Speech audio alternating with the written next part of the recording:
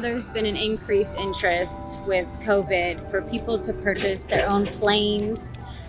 People are purchasing boats, so I decided to interview a great good friend of mine, and he owns Vegas Aviation here. He teaches, he's got a pilot school all the way to brokering planes, and you're gonna get a tour of his place.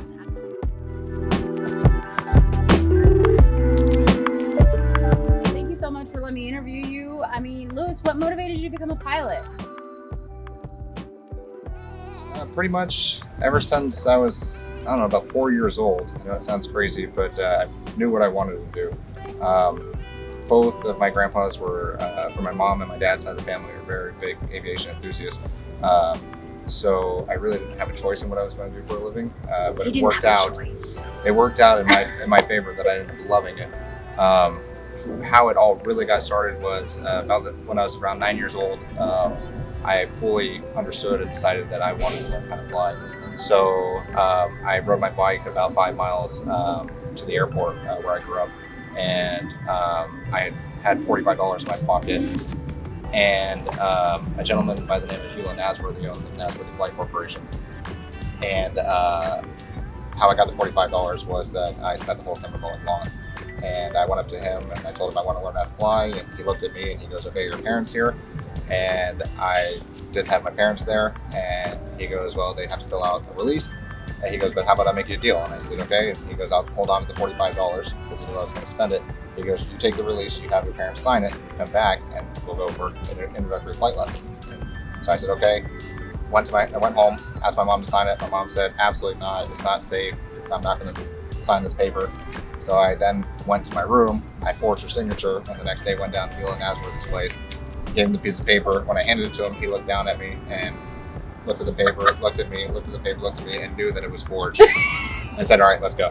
And it just started from there. Oh, that's awesome. So what made you, going from learning as a kid, what brought you all the way here to Vegas Aviation? A lot of hard work and no sleep. Throughout my career, it's been starting out building time, which everyone has to do, deciding whether or not you're going to the airlines, you're going to stay corporate. I've always had a very strong notion for entrepreneurship, and throughout my whole career, it's blended with what I do with flying. And pretty much flying contract led to this. Test flying aircraft all around the world, heavy aircraft led to this, and one day it just became a culmination. Right. Put it all on the plane. Right. So what are all the services you provide here? You showed us a little bit about the school. Tell us more about everything you provide. So at Vegas Aviation, we provide aircraft management, flight school, aircraft maintenance. For maintenance, we handle everything from the Cessna 150 that you see here, up to Citation, up to including Lear 60s, Gulfstreams. We have multiple government contracts with different facilities.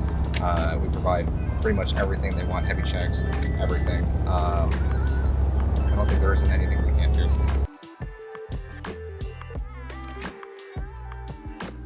So a tradition that we continue here at Vegas Aviation is the shirt tails. The meaning of the shirt tails, basically back in World War II or even prior, when aviation really started going, was that your instructor typically sat behind you. The seats were tandem, and the instructor would tug on your shirt tail, indicating what he wanted you to do. When you got to the point where you're ready to solo the aircraft, they would cut off a portion of the shirt, therefore releasing you to go, and you no longer needed, the instructor no longer needed to tug.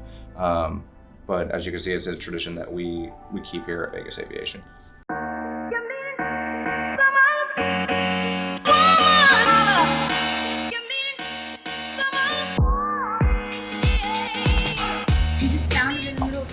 No, it was actually on the other side of the airport.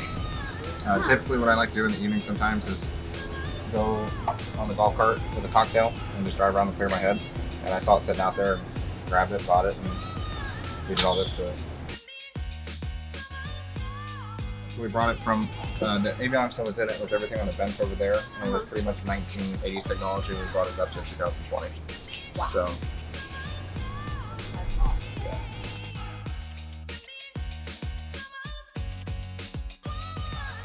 Cool. You gonna take us on a test run? We are going on a test We're run. gonna go on a test run? Ah! We're going on a test run.